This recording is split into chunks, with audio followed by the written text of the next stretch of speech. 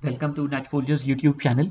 इस वीडियो में मैं आपको हमारे जो लाइव अकाउंट होल्डर्स हैं उनके लिए डेली बेसिस पे उनकी गाइडलाइन के लिए हमारी तरफ से एक मार्केट का एक आउटलुक का ओवरव्यू जाता है, जिसमें कि हम अपने क्लाइंट्स को मेजर ट्रेडेबल आइटम्स के बारे में कि major support and resistance levels convey करते हैं और हम उन्हें एक जनरल ओवरव्यू देते हैं कि हमारी राय में आज उनकी ट्रेडिंग स्ट्रैटेजी जो है वो क्या होनी चाहिए। सो व्यूअर्स, मैं आपको उस चार्ट का एक बेसिक ओवरव्यू दूंगा कि आपने उस चार्ट को किस तरह इंटरप्रेट करना है। सो व्यूअर्स, ये उसका एक लेआउट है जो बेसिकली हमारी तरफ से आपको डेली बेसिस पे गाइडलाइन जाती है। इसमें अब ये देखिए कि ये सबसे पहले ऊपर इसकी वैलिडिटी की डेट आ रही होगी। जिस तरह ये चार्ट जिसको हम डिस्कस कर रहे हैं, ये 17 नवंबर 2020 के ट्रेडिंग सेशन के लिए ये वैलिड है। उसके बाद अगर आप एक्सट्रीम लेफ्ट कॉलम पे अगर आप आएंगे तो यहाँ पे आप देखेंगे कि आइटम आ रहा है कि किस आइटम के बारे में है और उसका जो वैलिड कॉन्ट्रैक्ट है। फॉर इंस्टेंस अगर आप नैस्डैक की एग्जांपल लें तो या गोल्ड की एग्जांपल लें तो गोल्ड का इस वक्त दिसंबर का कॉन्ट्रैक्ट जो है वो वैलिड है और ये जो चार्ट है ये गोल्ड के दिसंबर कॉन्ट्रैक्ट के लिए वैलिड है। उसके बाद अगर आप उसके इमीडिएट राइट साइड पे 3 कॉलम्स हैं जो जिससे कि आपको हमारी तरफ से उस डे का एक बेसिक ट्रेंड जो है वो कन्वे होगा, जिसमें कि पहला कॉलम है डेज स्टेट का। डे स्टेट कॉलम जो है ये आपको ये बता रहा है कि आज इस आइटम की स्टेट क्या है। इसकी जो पॉसिबल वैल्यूज हम अपने क्लाइंट्स को कन्वे करते हैं वो overbought, slightly overbought, neutral, slightly oversold और ओवरसोल्ड के बीच में डे स्टेट जो है किसी भी आइटम की वो वेरी कर रही होती है डिपेंडिंग ऑन द सिचुएशन। उसके बाद जो अगला हमारा कॉलम है वो डेज ट्रेंड का है कि आज हमारी एक्सपेक्टेशन में इसका ट्रेंड जो है वो क्या हो सकता है। इसमें पॉसिबल काफ़ी पॉसिबल वैल्यूज हो सकती हैं, चंद जो चीज़ा वैल्यूज हो सकती हैं। साइडवेज ट्रेंड का मतलब ये है कि हम ये एक्सपेक्ट करते हैं कि आज जो इस आइटम की प्राइस है ये ड्यूरिंग द डे पिछले दिन की क्लोजिंग से ऊपर पॉजिटिव जोन में भी जाएगी और नेगेटिव टेरिटरी में भी आ सकती है। इसको साइडवेज मूवमेंट कहते हैं। Trend is not clear. Consolidation का मतलब ये है कि अभी ये जो प्राइस है ये किसी इंपॉर्टेंट सपोर्ट लेवल के ऊपर कंसोलिडेट करने की कोशिश कर रही है, but it is yet to be seen कि ये कंसोलिडेट यहाँ हो पाएगी या इसको फर्दर अभी डाउनवर्ड इसमें गुंजाइश जो है वो बाकी है। इसी तरह डेज ट्रेंड की पॉसिबल वैल्यूज में अपवर्ड ट्रेंड भी हम आपको कन्वे कर सकते हैं, डाउन ट्रेंड भी कन्वे कर सकते हैं। एक पॉसिबल वैल्यू रेंज बाउंड हो सकती है कि हम एक्सपेक्ट करते हैं कि आज ये नैरो रेंज के अंदर जो है वो प्राइस जो है वो मूव करेगी। सो व्यूअर्स, ये जो 3 कॉलम्स के अंदर जो पैरामीटर्स हैं ये डे टू डे बेसिस पे हम अपने इनको चेंज करेंगे डिपेंडिंग ऑन दी ट्रेंड के आज उस आइटम का ट्रेंड किस तरफ जा रहा है। उसके बाद जो थर्ड कॉलम आप देखेंगे वो डे स्ट्रैटेजी का है कि आज इस आइटम को ट्रेड करने के लिए हमारी रिकमेंडेशन में आपकी स्ट्रैटेजी क्या होनी चाहिए।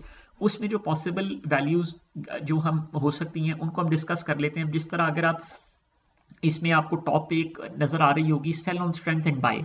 इसमें अब हम डाउ जोन्स में आज हम रेकमेंड कर रहे हैं कि आप इंतज़ार कीजिए कि प्राइस थोड़ी स्ट्रेंथ पकड़े, थोड़ा अपसाइड दिखाए और वहाँ पे आप उसको शॉर्ट कीजिए, या अगर आपने ओवरनाइट आप लॉन्ग हैं आपने बाई किया हुआ है तो आप उसको स्ट्रेंथ पकड़ने पे आप प्राइस को आप उसको सेल कीजिए और आप शॉर्ट सेल भी कर सकते हैं। ये दोनों सिचुएशंस के लिए वैलिड हैं, खा आप अपनी बाइंग सेल कर रहे हैं या आप एक्स्ट्रा सेल जिसको शॉर्ट सेलिंग बोलते हैं आप वो कर रहे हैं।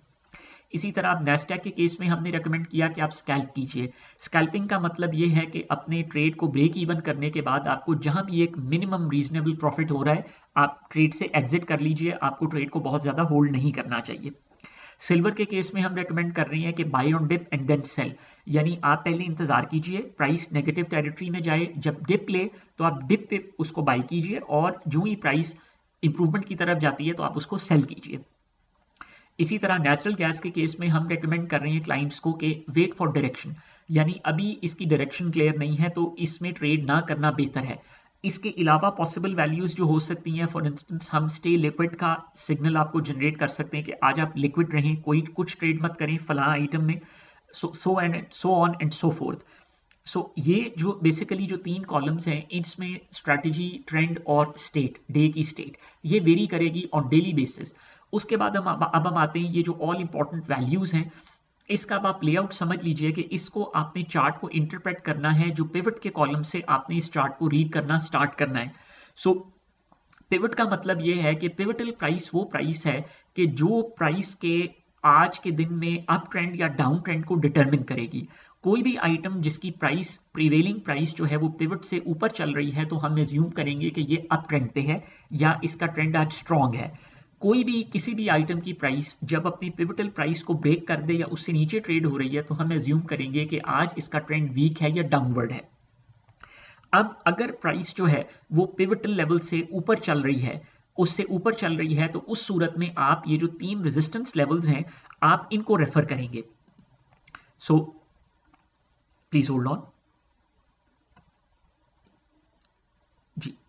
सो उस सूरत में हम ये आपको कहते हैं कि आप रेजिस्टेंस लेवल्स की तरफ जाएंगे, यानी अगर प्राइस अपनी पिवटल प्राइस से अपसाइड पे है तो आप उसको पहली रेजिस्टेंस आपको उसको मिलेगी रेजिस्टेंस 1 पे।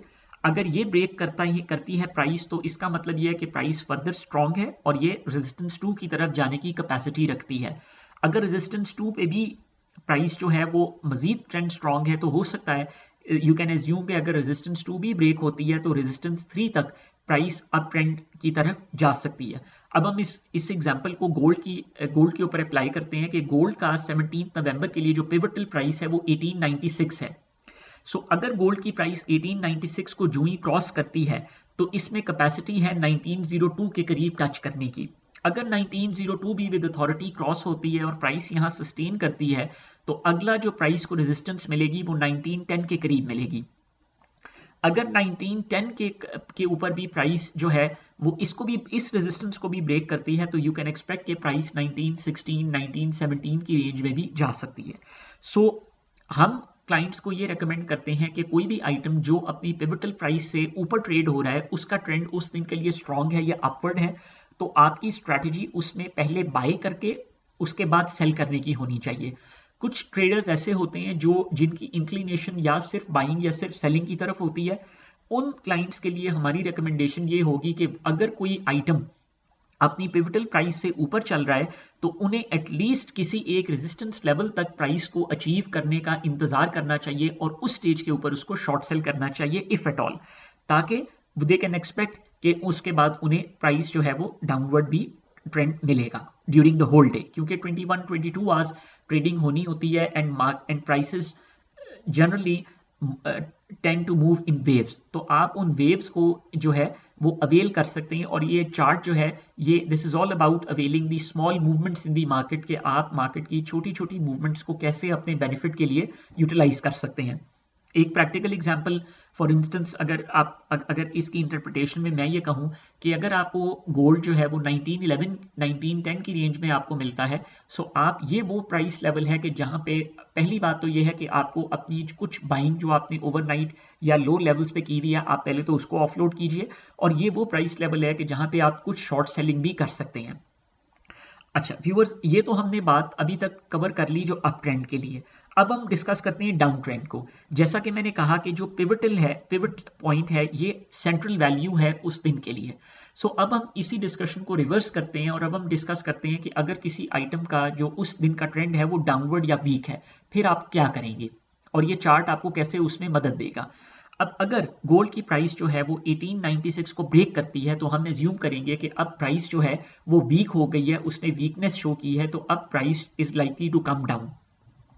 जो ही प्राइस 1896 के पिवट को ब्रेक करेगी तो इसमें मिनिमम कैपेसिटी ये है कि ये सपोर्ट 1 को टच कर सकती है विच इज अराउंड 1880। सो 1896 के बाद जो पहली सपोर्ट लेवल प्राइस को मिल सकता है दैट इज अराउंड 1880। उसके बाद अगर 1880 पे भी सेलिंग प्रेशर नहीं एब्जॉर्ब होता तो उसके बाद आप एक्सपेक्ट कर सकते हैं कि ये सपोर्ट 2 यानी 1874 तक भी प्राइस जो है वो फॉल बैक कर सकती है। और इसी एग्जाम्पल को फर्दर एक्सटेंड करेंगे अगर आप, तो हम ये कहेंगे कि अगर 1873 1874 पे भी प्राइस को सपोर्ट नहीं मिल पाती और सेलिंग प्रेशर बरकरार रहता है तो 1865 के अराउंड ये वो लेवल है कि जहां पे आपको इसकी मेजर जो थर्ड सपोर्ट है ये एक मेजर सपोर्ट है, यहां से प्राइस को रिबाउंड करना चाहिए।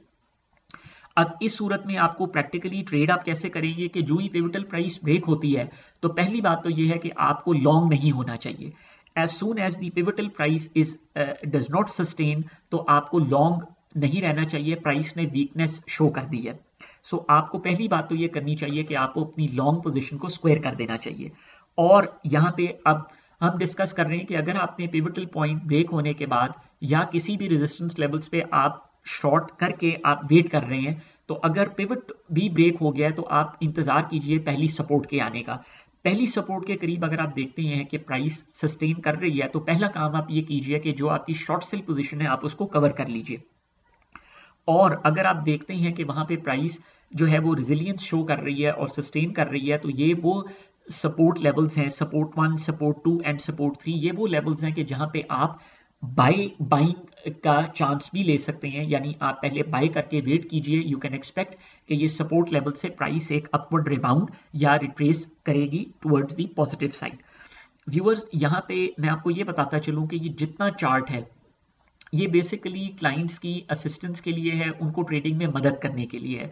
But having said all this, आप ये जहन में रखिए कि मार्केट्स के अंदर बहरहाल एक सर्टन लेवल ऑफ अनसर्टनिटी और वॉलेटिलिटी जो है वो बिल्ट इन इनहेरेंटली होती है।